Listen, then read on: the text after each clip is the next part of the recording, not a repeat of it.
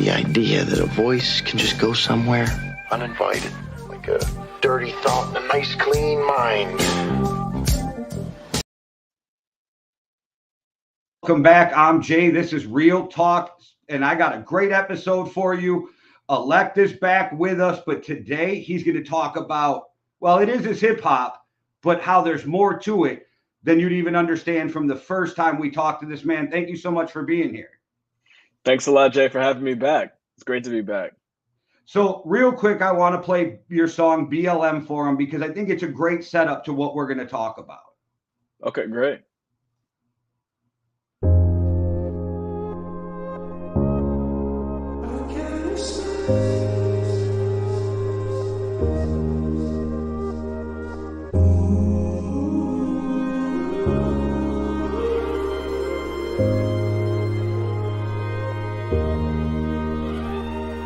Black lives matter, there is no debate. It is escalated to the people versus the state. You better relate to it because you might be next. Color doesn't matter to the one who signs the checks. It's all about the money, it's all about the power. Watching dirty politics, I'm gonna need a shower. Try not to devour the rhetoric that they're feeding you. They're treating you unequal, the people will start to see it too. We're not confused, they're sleeping on our intellect, thinking we don't understand the levels to their disrespect. That's why I'm hoping you're keeping your eyes woke. Praying on my knees or my downy cause I'm being choked. Tamir Rice, Sean Bell, and Mike Brown.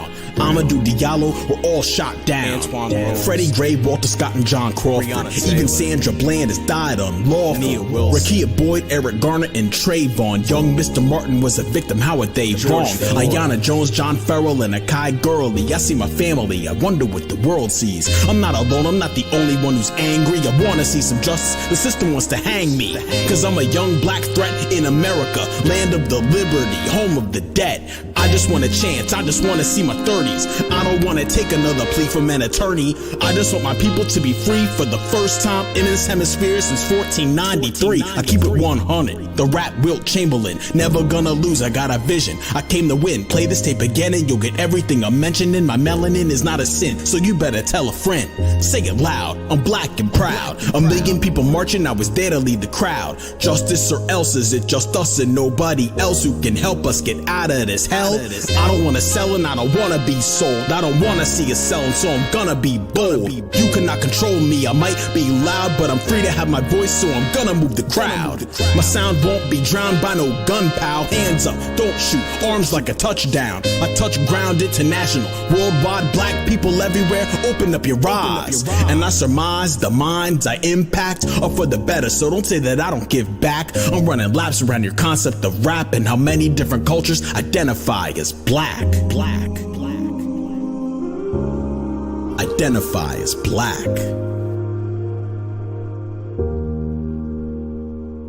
Black lives matter. Say it again. Black lives matter. Say it again.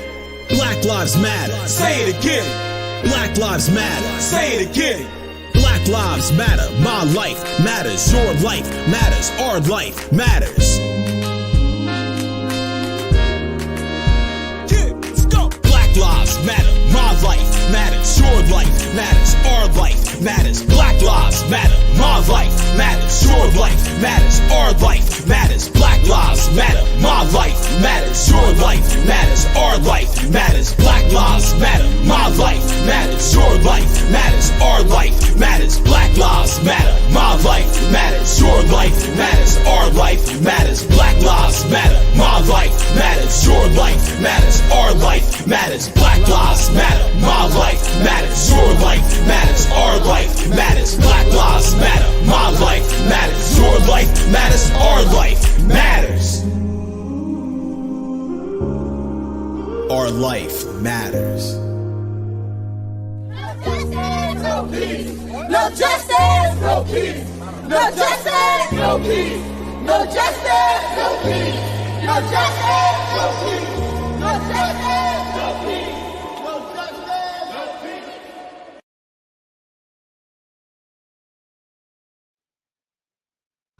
That had to be super emotional for you to record that song. Yeah, it definitely took a lot to really make sure that I was able to convey it in the right way and deliver it in a way that was definitely different than how my emotions were when writing it, and those first couple passes at recording it for sure. Yeah, that song brought tears to my wife's eyes. That's no bullshit. Wow, that's powerful. That's powerful. And I guess you'll be better at explaining it, but you took hip hop, and for those who don't know, you are a professor. So you're using hip hop to teach, and that is what I find super interesting and wanted to know more about. But I'm sure you can explain that better than I ever could. Well, the reason how I got into it was because of how I recognized how much I was using hip hop in my own academic studies, and getting my bachelor's degree, my master's degree, and now currently my doctorate, all within the realm of hip hop, and focused on hip hop and hip hop culture. And so in that, and then also in context of the hip hop that I was raised in, and everything that my father put me onto as a kid, I was so immersed with how did this culture, start, and trying to figure that out, and ultimately becoming a member of the Universal Zulu Nation, and then uh, the other branches and offset versions of the Zulu Nation post the Bambaataa allegations.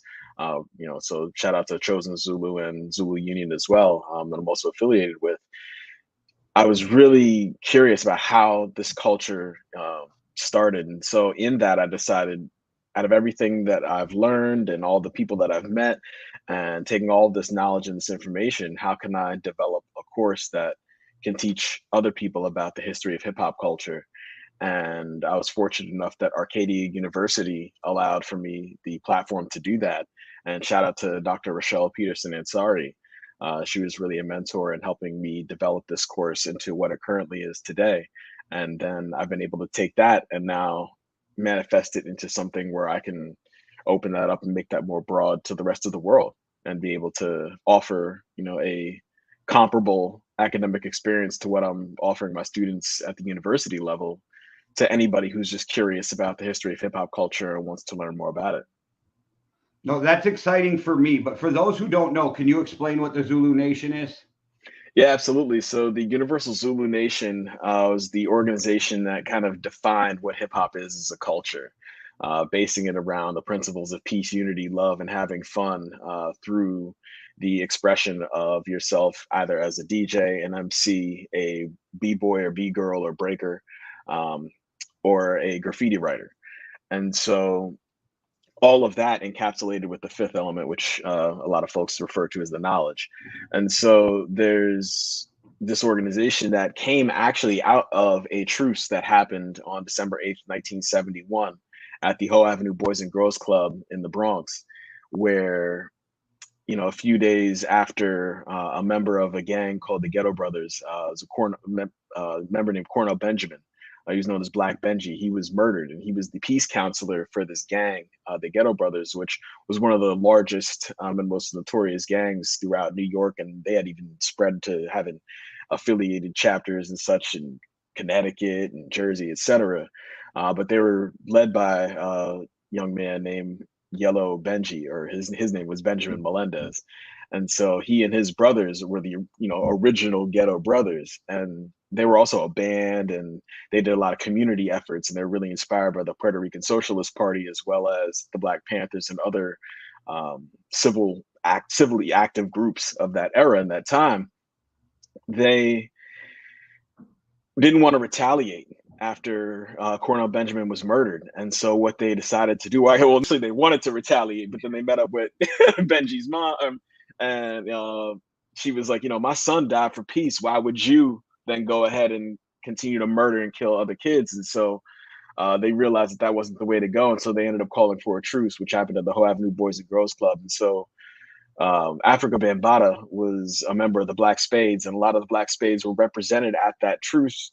And ultimately, he was inspired. And then, in addition to one of his friends getting murdered, and then ending up taking a trip to Africa and having the opportunity to do that, he ended up reforming the Black Spades into the Bronx River Organization, which became the Universal Zulu Nation. And so yeah, that's the Universal Zulu Nation in a nutshell. They have phenomenal just literature about the history of hip hop culture and the principles of that organization through the Green Book, which you can also find online if folks are interested. But yeah, they're a great organization, but then they've also branched out into other facets.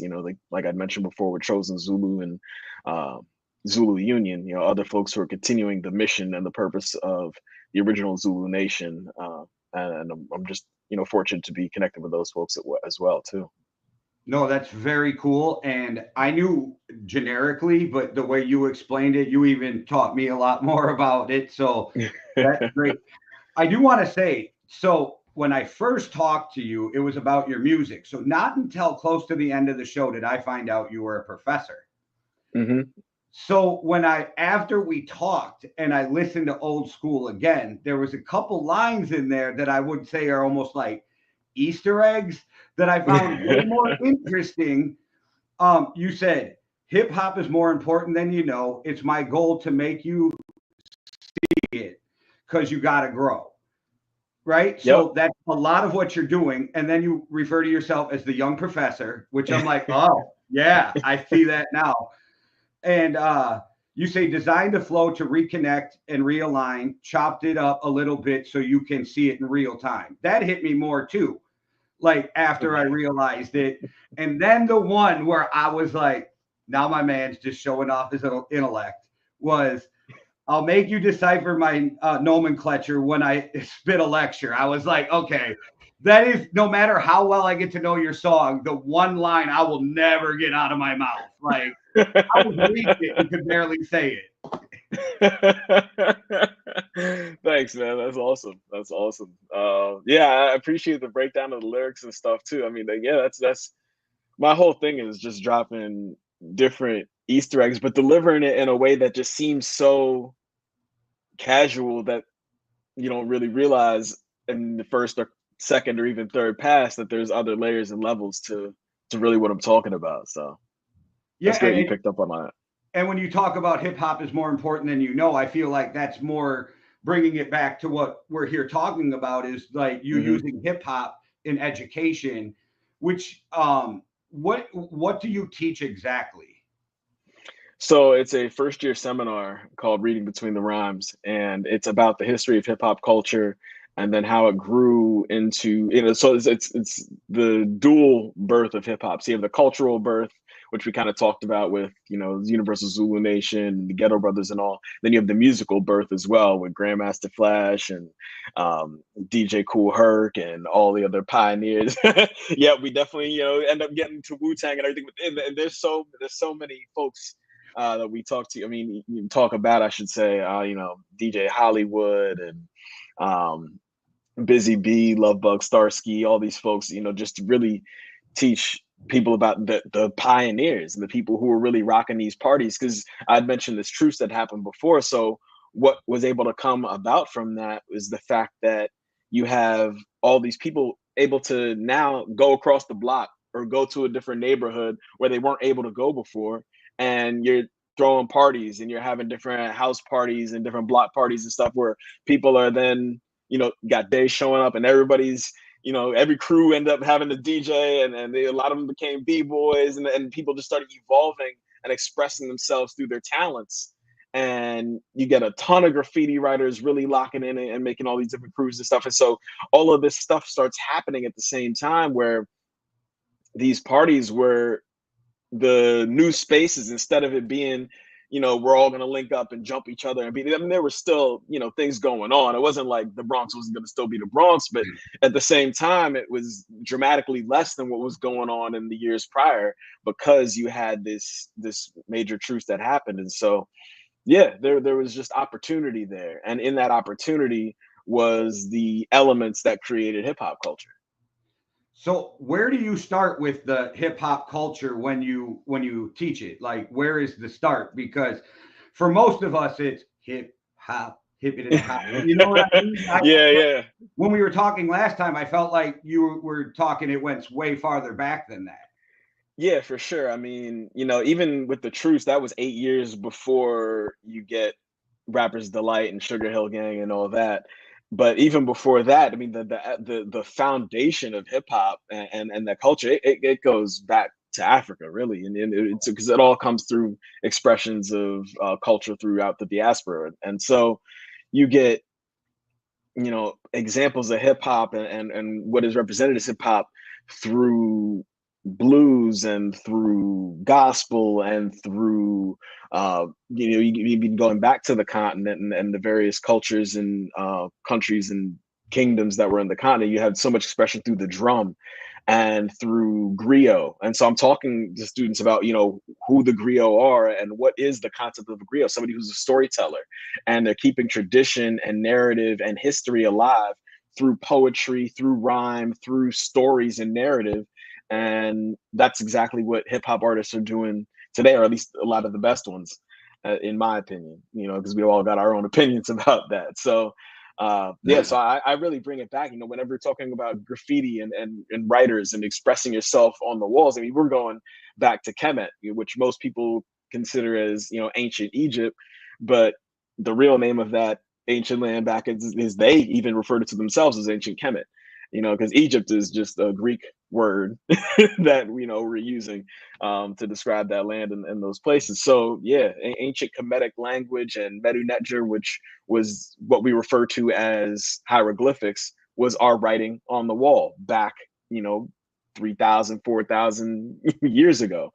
And so there's so much history that the elements of hip hop culture can trace themselves to well before anything was defined as hip hop culture or was even really defined as America, you know? So it goes back hundreds, if not thousands of years for each different element. So yeah, I start there with my students. And then we do a lot of time jumping to get to James Brown and to get to Clyde Stubblefield and the Funky Drummer and how that was a, you know, foundational, you know, musical building block of the culture and all. And so yeah, there's just a lot that we have to build and let people know of what the foundation of the culture is musically as well as culturally before we even get to the rappers, the DJs, the MCs, the breakers. But we definitely get to that, you know, within the first half of the semester for sure. I should say in the first half of the course, again, for anybody who's down and interested to take the course. Yeah. Do you have that out for everybody yet, or is that something you're still going to be working on, or how does that work? Yeah, so it's officially getting rolled out this fall. You can just go to stephentyson.com, stephentyson.com. And there's a workshops tab. You can click on that and get more information. But yeah, more info, and we're still in the beta space of that website right now. But you know, as the time this airs and as folks continue to check this out and, you know, get tuned in, it'll continue to develop and offer itself as a space where you can click on inquire now, send me an email, reach out, and, you know, send a message and just let me know what your thoughts are if you're interested in the course and ways that you can do it and tune in either virtually or, you know, depending where you're located, possibly doing a lecture in person, you know, for either yourself, a small group, or, you know, as large of a crew or a space as you need. So yeah, it's JLE Academy, or Just Listen Entertainment Academy is the name of the full course. All right, I will put that link down for everybody in the description. It'll make it easy. You can just click on it, go check it out. So okay, disclaimer, psychology. So, you know, that's what I went to school for. So it's the brain. I'm always wondering how people think, like what makes them think. How did you, like, and I know it's experiences over a long period, but at what point did you go, I got to make this as a course to educate people? And how does that process even start? It's a great question. So I think for myself, it really ties into the lack of opportunity that I personally had to learn about hip hop culture in a formal academic space, you know, because we're all told in school, you know, study what you want and learn what you want, and you can have the opportunity to be what you want in your career. And as a kid, I'm like, I want to make music, I want to rap, I want to produce, and the opportunities, you know, based on where I grew up and just the things that were afforded to me due to, you know, my family's circumstances, I didn't have the hip hop outlets, and they're also at the time there weren't a lot of colleges or even high schools offering courses on hip hop or production or music development and engineering and all the things that were really interested to me, especially in rural Pennsylvania or in upstate New York. So for me, it was so much self-learning that I was like, well, what can I at least do to offer that space and that opportunity for somebody else who's 18, 19, and they're trying to figure out how they want to express themselves through hip hop, but don't even know really what the culture is or where it came from or how many people around the world are using it in so many different ways, whether they're in Guatemala or Palestine or Japan or Brazil. It doesn't matter. There's so many people in so many ways that the culture is being manifested to express voice and express stories and to be those griots all over the world, and just really wanting to teach that and just let people know what that is and what that's about and why the culture is so important, not just for me but for so many people around the world. Yeah, and like I listen to all music. I mean, country, not the huge fan of, but I listen to everything. But I think my true love for hip hop comes because of the stories, because I feel somewhat what the artist is feeling. They bring me through a place and time that they've already experienced and give you like how they feel about it. I think the emotion of hip hop as a young kid, like the beats got me, I'm sure, when I was real young. This is something completely different. But as I got older, it's like the story that's being told, the emotions you put into it, how I feel your music. And I don't think you get that. I mean, sometimes, but not too much in other genres of music. I mean, yeah, I think that, again, personally, the opportunity to tell a story, whether it's a true story or not, just being able to tell a story and connect with somebody on that level is some of the most captivating music, regardless of genre. And the thing about hip hop that maybe sets itself a little more distinctly than other genres is the fact of how it got started. You didn't have these other musical genres also get started because of a cultural necessity. The ones that you did have, excuse me, are gospel, blues, jazz, which are also everlasting Black American art forms, just like hip hop. Or you can even throw house music into that too, another long lasting, Black American art form that really has an impact and really can tell a story. There's just so many ways in which story, whether it's expressed musically, lyrically, or academically, it's just an opportunity for people to learn and find ways to express themselves too. And that's what I really try to offer in the course is, what is hip hop? What are the ways in which I can express myself through hip hop? How can this course teach me how to do that? How can it also teach me about critical thinking as well? And, learning about what resources and what information I'm actually inputting in order to then formulate my opinions. How valid is that? Or how valid are the sources that I'm using to inform myself? So. Isn't it amazing that 30, 40 years later, after everybody was trying to tell people that's not music, that's a fad, that's not going to last, how it's influenced commercials, TV, Mm-hmm. it's influenced other genres of music. I'm a big Red Hot Chili Peppers fan. I'm a big Linkin Park fan. You hear it in those musics. But it's funny because for so long, when I was a kid, they were like, that's not even music. What are you listening to? Right. And yeah, and that goes, I mean, and point to every other genre that went through that public ridicule. I mean, it should say, public ridicule, but it's really just, in those white dominant spaces where that ridicule is coming from. Because thinking about these genres of music and where they came from originally, it was rock was getting ridiculed like that, the blues is getting ridiculed like that, hip hop was getting ridiculed like that, and all these genres are getting ridiculed. And then once there's an opportunity for mainstream America to commodify that and put it into commercials and put it into things, then it's like, all right, it's okay now. And it's just like, wait a minute, because you're capitalizing off of it now, it's okay. All right. Right, So the almighty yeah. dollar. But Hmm.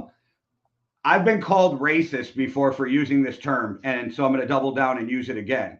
Old white, old whites made hip hop more popular faster with the white community by Tipper Gore going after Eminem, by these people like taking, because people were like, who's Eminem? Let me go see what all the Hmm. fuss is about. So thank you, because the word got out more because of angry whites, old whites. And remember, guys, I'm 44. I am an old white. I just don't think the same way. But yeah, I got called racist for using it, so it makes me want to double down. Like some white dude told me I was racist for saying old whites.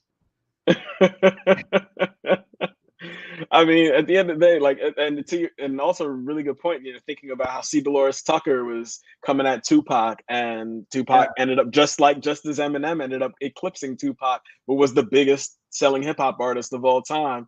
And thinking about those two artists in general, they flip flopped at one point from number one to number two because I shouldn't say because of, but definitely in part to the backlash that they were getting also had people intrigued and wanting to tune in. But at the same time, both of their messages, as different as they are as far as their starting points, definitely have a massive connection to so much of not just even the American public, but the globe. I mean, with Tupac and, being the son of Black Panthers and raised, and through so much, but also raised through the arts as well as a young, thespian and young theater actor, and then getting into film as well as doing music and all, and having ideas and ambitions of entrepreneurship through restaurants, but also then political ambitions.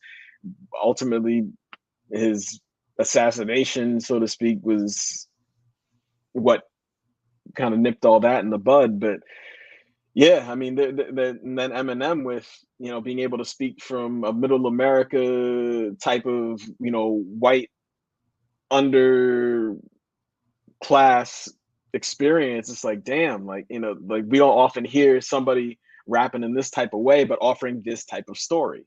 Just like Tupac was offering so many different types of stories. Brenda's Got a Baby, et cetera, et cetera.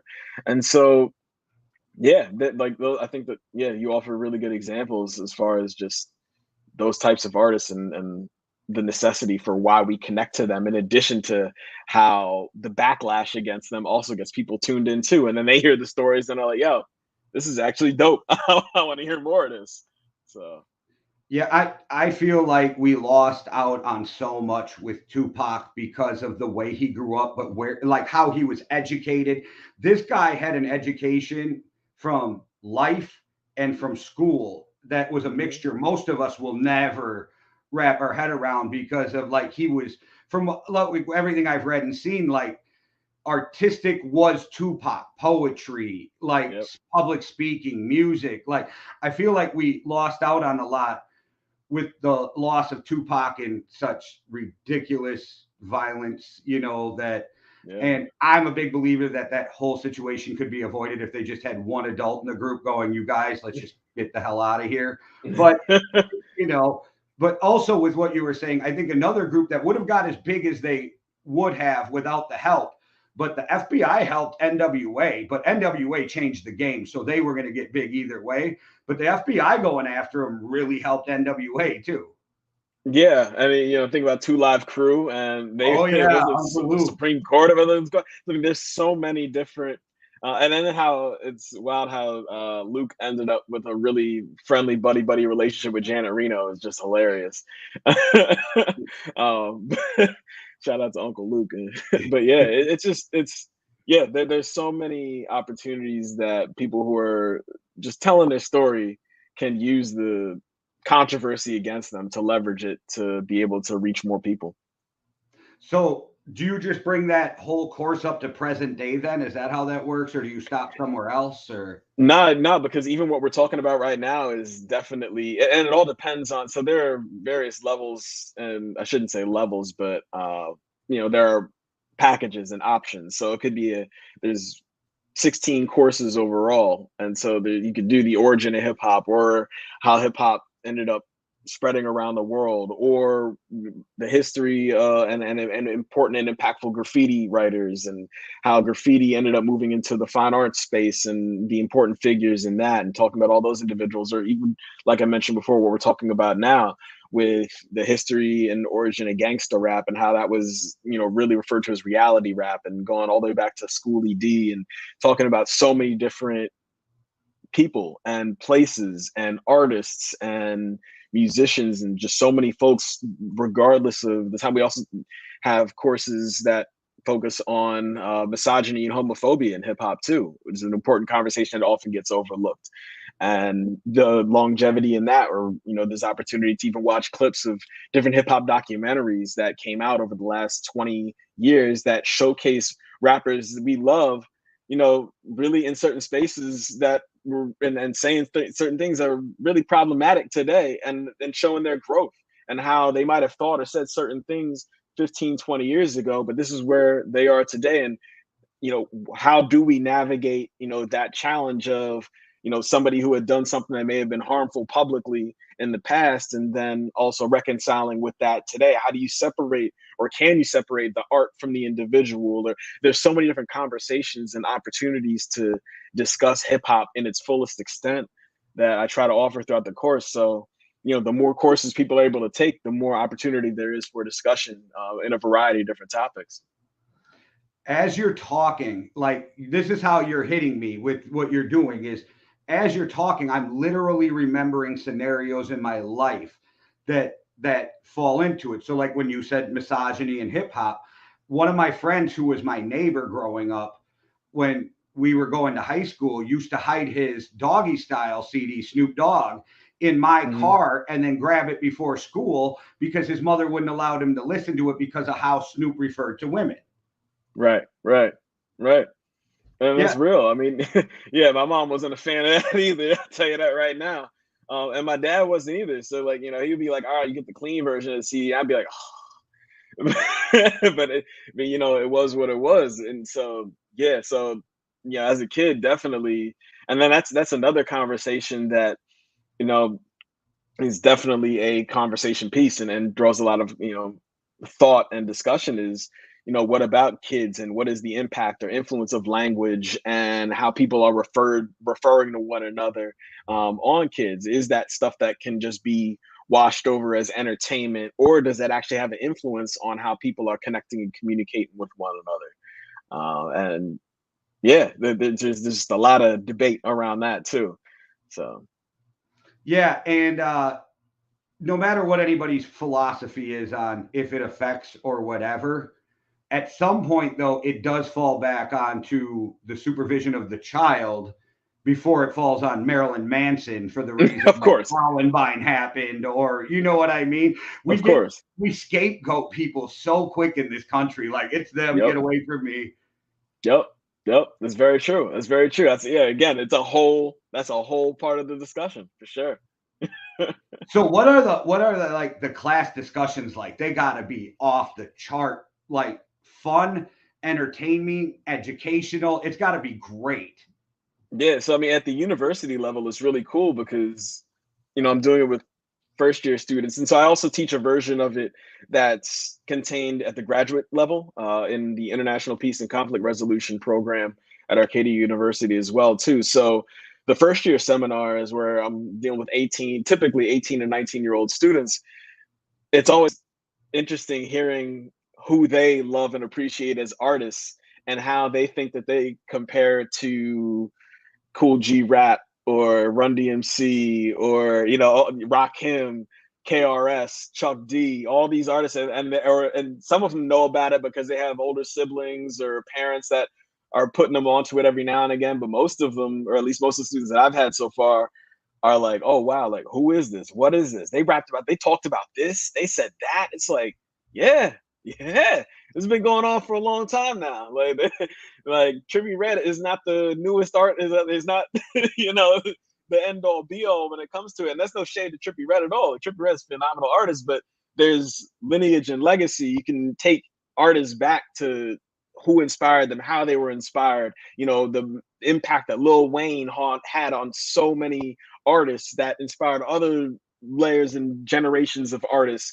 It's incredible. It's incredible. And so yeah, just the opportunity to talk about that and unpack that with so many people is the best. And the graduate students, they're really thinking a lot more in depth, and not because they have a different capacity than the first year students. I mean, there's more experience there, but at the same time, there's a deeper requirement of them to think more engaged in the course material and discuss it and actually back up what they're saying. Like in the first year seminar, it's about teaching the how to really properly cite resources and what information you're getting and where you're getting it from. At the graduate level, that's all expected already, and so you're expected to come to the table and really putting together a lot of insight and thought and deconstructing the things that you're learning. It's one of the books that I use throughout these courses, Jeff Chang's Can't Stop, Won't Stop. I think that's one of the best, if not the best book on the history of hip hop culture and how it grew into everything that we know today. So major shout out to Jeff Chang for what he does. And I make sure all my students buy his book every semester because yeah, it's just really important. And then for the community, it's really cool hearing conversations where it's, somebody who's 55, 60, and we're engaged in the culture, not knowing how much it was going to grow into what it was. And they were graffiti writers and they were rappers all the way back in the day.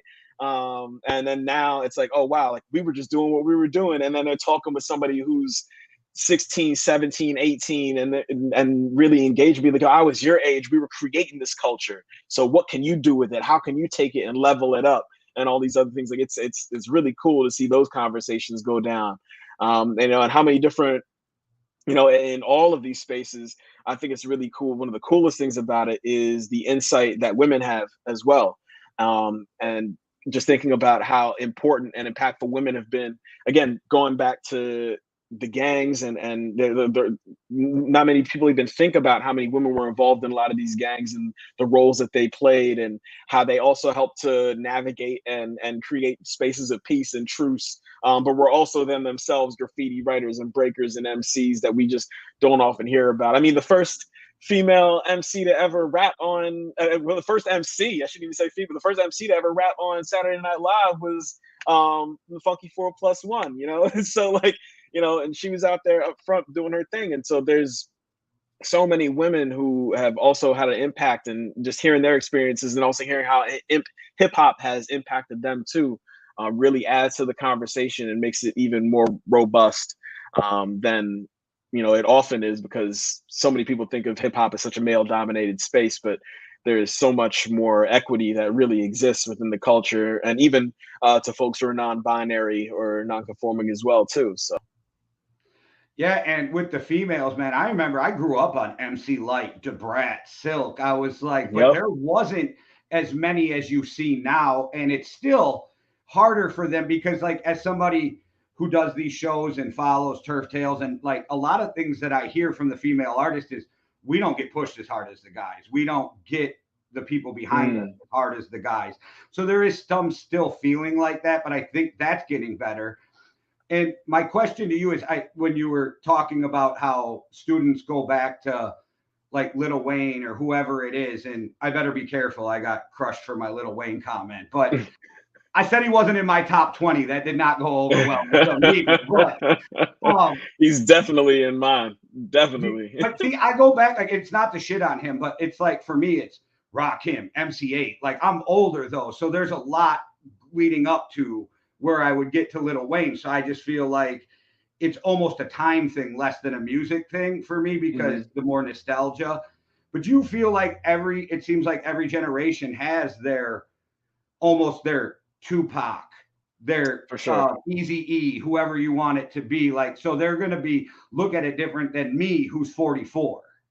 Oh, for sure. I mean, I think that one of the most beloved hip hop artists, unfortunately is no longer, with us, but of this current generation is definitely XXXTentacion. Like, see, I don't even know how to pronounce his name properly, but everybody just calls him X now too. And so I'm talking to my students, they're like, yo, X, and I'm thinking DMX.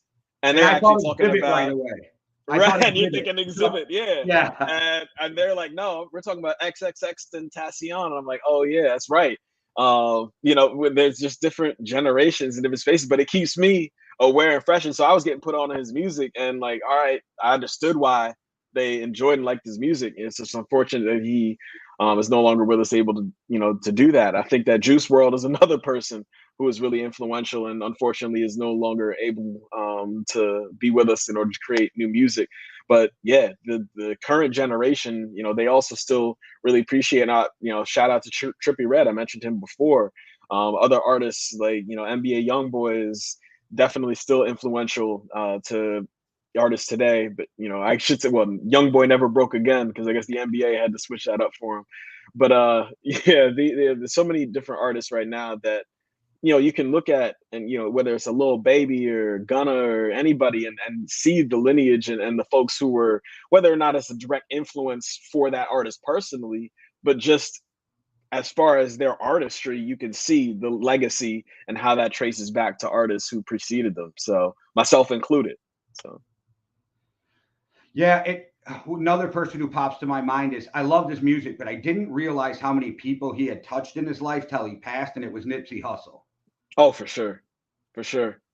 Yep. Yeah, I was actually, so the album Victory Lap came out on my birthday weekend when I was in LA for NBA All-Star weekend.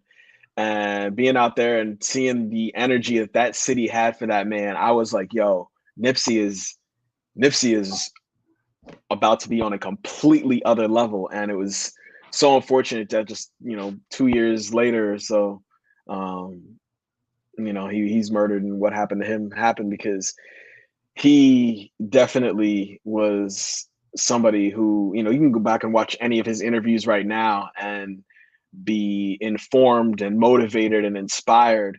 And he's just so intellectual and so knowledgeable that he's an incredible loss, for not just hip hop culture, as massive as that is, but just for the world. Because he, you know, if he had still been here, whether or not it's, you know, there's another universe that he's still living on in, but you know, at least in this one, you know, the magnitude that he could have had, you know, he didn't even get to scratch the surface yet. And it's sad because he never wanted to leave his neighborhood, but he absolutely could have. And he might still be alive if he left his neighborhood, but he wanted to stay there and make it better for the people he grew up around and loved. And Yeah. it's sad that it went that way, because this is a guy out there trying to bring like more economic opportunities to a neighborhood. He's trying to give more social opportunities to a neighborhood. He's trying to kill the violence in the neighborhood. And then he gets taken out for telling a dude, you can't be around here, man, because we don't like the shit you've been doing, you know. And Yep. it's Yeah. I mean, there's a similarity to Young Dolph and his situation and how he got gunned down.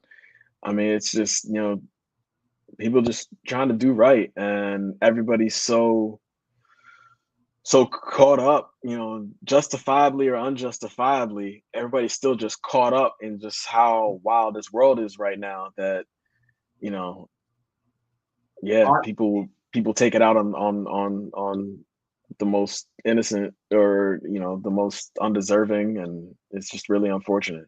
Yeah, it's as I live in Green Bay, Wisconsin, so I'm less than 3 hours from Chicago. So we a lot of news out of Chicago all the time, and I used to run around Chicago as a teenager, so that's kind of where I pay attention. But even in Green Bay, I live in a city of 109,000 people, and we had 71 shootings last year, and that doesn't include the casino shooting that was here because that was on a reservation, so it didn't count into our 71 shootings. So it's going on everywhere, and I don't know. I don't have the answer, but I sure hope somebody comes up with it soon.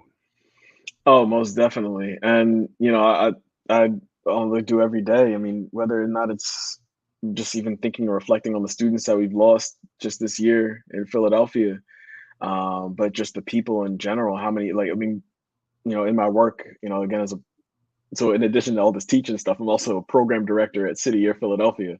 And so we work in 18 schools throughout the district, and the amount of students that we've lost to gun violence this year is just incalculable. I mean, and then thinking about last year and the year before, and it's just heartbreaking every single time. And that's not even thinking about just how many people in general, whose lives have been lost out here in Philly. So yeah, what you're saying is happening everywhere, and the frequency is just only seemingly getting worse. And it's like, we need a whole other truce. We need something. We need something. I'm not You saying we know. were right with our actions in the 90s, but when I was growing up in the 90s, even in Chicago, it was fist fights. It was maybe you got hit Hmm. with a bottle or a bat. Like, Hmm. and once in a great while, if something crazy, really crazy happened, then somebody went to the gun. Now, to me, Hmm. it seems like the gun is the first and final choice. And there's not that, hey, we got a problem. Let's just settle it right now and move on. And I'm like, maybe it's because I'm a 90s kid and I'm not saying everybody should condone violence, but I think if people weren't afraid to get hit in the mouth anymore, we'd probably have less gun violence. I mean, it's also realistically thinking about how much, so we both grown up through the 80s, the 90s, and the 2000s, and we, at least I can say personally, and I definitely let me know if you have as well. But for me personally, I've seen an increased desensitization to guns in general. I am so used to seeing people shot dead on Facebook and on Instagram videos that it doesn't bother me as much as it used to, which is very, very sad to say. And it's usually a police shooting, but you see them so often that it's like, Hmm. fuck, that just happened again. And then you Yeah. move on. Like it has. And I think you're right. We've all been desensitized to the fact that guns and gun violence is so prevalent.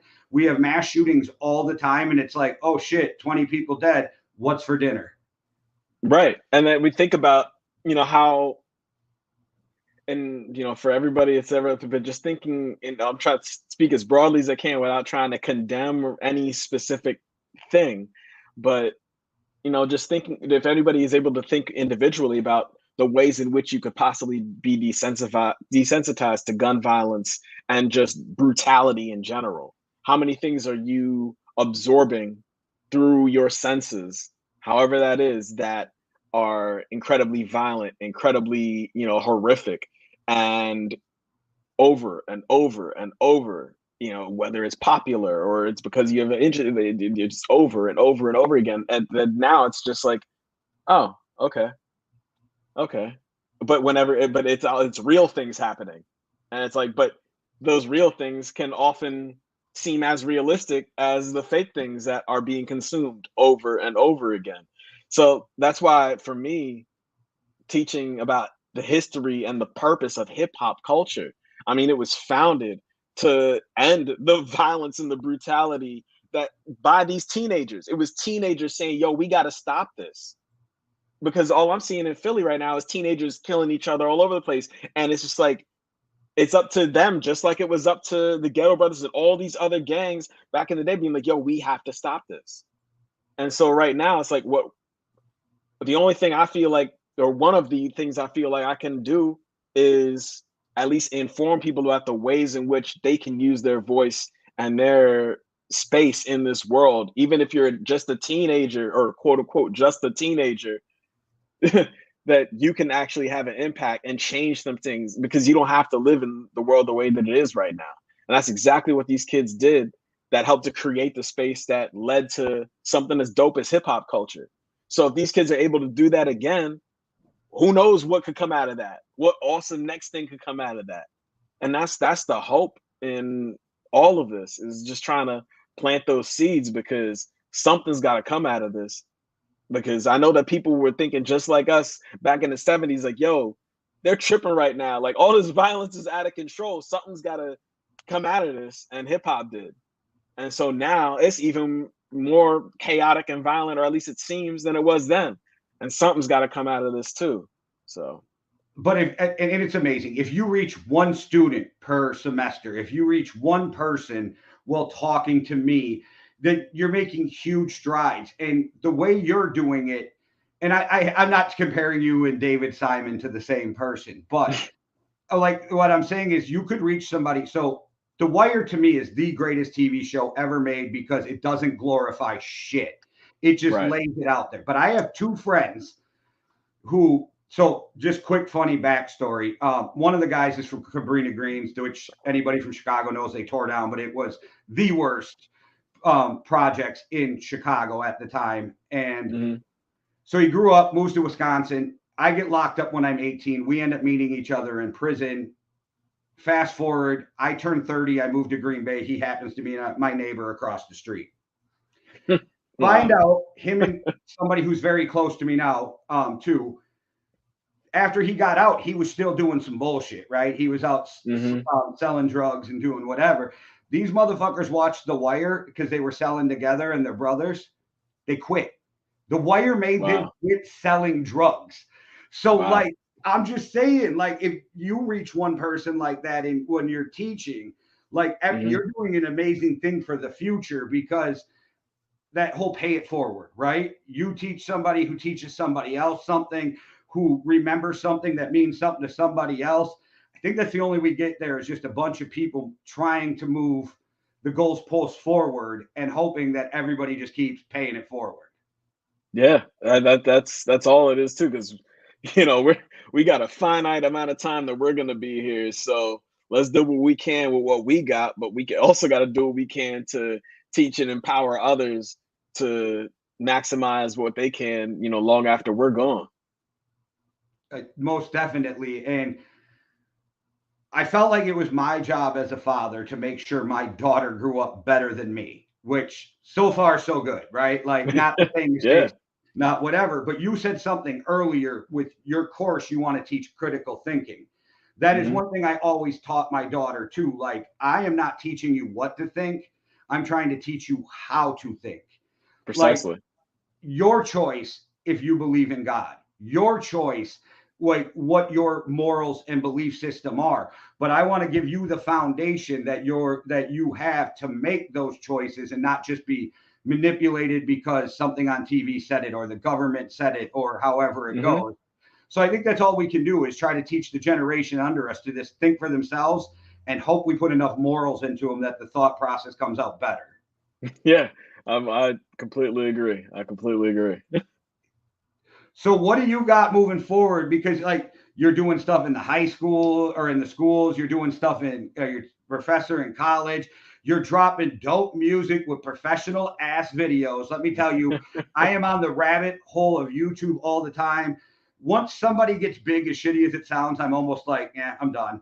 Like, I besides Benny the Butcher and Griselda, like, I'm usually like, yeah, I'm done. Like, I'm moving on. But like, your videos, even my wife was like, damn, those are some professional videos. So, like, your videos are great, but what you got moving forward, man, I don't even know how you have time to breathe with everything you got going on. Oh yeah, shout out to Xavier Luciano, director and just co-pilot on all these videos. We've directed, co-directed, co-edited, throwing concepts back and forth, throughout all of these videos so far. And yeah, he's been great to work with. But what's up next is I'm working on this new project with this producer out of Harrisburg named Bmar. Brandon Martinez is really dope, and these tracks are definitely going to give you that feel and that energy of early 2000s, like Dipset, like early Kanye, like those heat makers, Arab music type beats, and it's fire. Bmar is a beast, and I'm just really looking forward to putting this next track out, which is called "Give Us Free," and then this whole project. But I'm also working on my next album. Xavier and I got another video that's coming down the pike too, for a song called "Freshest Professor." And yeah, there's a whole lot of dope things coming down the line. I've also got some new episodes of my podcast, the Style Free Podcast. It's myself and my dad. We just freestyle and digress on so many different topics about music, history, art, culture, comic books. You name it, we're talking about it. And my dad is an incredible intellect in his own right too. So yeah, we're just bouncing conversation back and forth, and where can you find that? Yeah, you can definitely tune into that on Spotify, on YouTube, on SoundCloud, Apple Podcasts. It's Style Free Podcasts, and yeah, we got some new interviews coming up as well. We just did a recent episode on album artwork and the artists who created them. We've got a new episode coming out on Miles Davis, and not just his legacy as a jazz musician, but also his legacy as a visual artist and a painter as well, which a lot of people don't realize or often overlooked too. So yeah, there's a whole lot of different conversations that we have. And yeah, it's just really cool to have those conversations with my dad, which is really fun. Well, I'll drop the link for that in the description below too, so you guys can find it. It'll probably be the Spotify link, but you guys will be able to find it. Also, after talking to you, I have no doubt you have an intelligent father. Like, no doubt those are some intelligent conversations. And the bloodline seems pretty good, because anybody who watched the last episode, at the end, I found out your uncle was Neil deGrasse Tyson. So yeah, like, I think you guys are doing pretty well in the intellect department, and I think that'll be some good, entertaining conversations. Thank you, man. I appreciate it. Yeah. Like, the way Neil is with space, science, and the stars, that's the way my dad is with music, art, and history. So it's really cool. Only scientist I will ever pay attention to is him and my uncle, who works at Oklahoma University. One, because I just ask my uncle questions and he gives me an answer. But with your uncle, he's the only one. I hated science my whole life. He's the only one that can get me to go, damn, on TV, like, and actually watch an episode. So yeah, it was pretty impressive. Like, and for me, he's the uncle that I hit up just because I got science questions. And I've been doing that since I was a little kid. And so yeah, to see his career trajectory take off in the way that it has, it's been incredible. So yeah, and you guys all seem, I bet your dad is too, fun to talk to. I really enjoy talking to you. I am going to take your course at some point, and that's not even bullshit, because awesome. You got me so interested that I don't know if you saw the 5 artists that 5 artists you should know, and I put you on there. Yeah, I did. Was so blown away by talking to you the first time that I could not wait. I can't wait for people to see that episode and then this one, because I think you might know, because we talk a little bit beforehand, but everything you're talking about is something that means something to me, because it affects people in my life and my family, and a lot of us are just fucking sick of it. So like, I think it's great what you're doing, and it hit home, and I think people are just going to be blown away by what you're doing with the hip hop culture while educating people. Thank you, man. I really appreciate that. That means an incredible amount to me. Yeah, and you must have worked on that forever, because like the way you're talking about it, and I'm sure it's almost like a living thing. It's always growing and evolving. Is that your course always? Yeah, for sure. For sure. It's definitely, and I'm already gearing up for next semester and teaching next semester at Arcadia. And yeah, I'm refreshing it and adding some new slides, new videos, some new documentaries, all types of things we're going to read and watch and check out throughout the semester. Man, that's amazing. Keep doing what you're doing, man. And just in case you don't hear it enough, thank you for what you're doing, because people who actually put the time and effort into making people's lives better are the ones that hear thank you the least. Thank you, man. I again, that means an incredible amount to me. I really appreciate it. Thank you. All right. I won't keep you all day, even though I could, but like with your life, you got a lot going on, and I'll let you get out of here. But again, thank you so much for coming on and talking to me about this, and you are welcome back anytime, and I can't wait for your new music. Thank you, Jay. I really appreciate it. I look forward to coming back again soon, and yeah, debuting the next music video or some new songs too. Looking forward to it. All right. Well, you guys know how we end this. One world, one love. Deuces. Everything's polluted. The environment, the government, the schools, you name it. This radio person is the whole problem. Are we going to allow this guy to be heard by anyone who can turn a dial? You out there? You listening?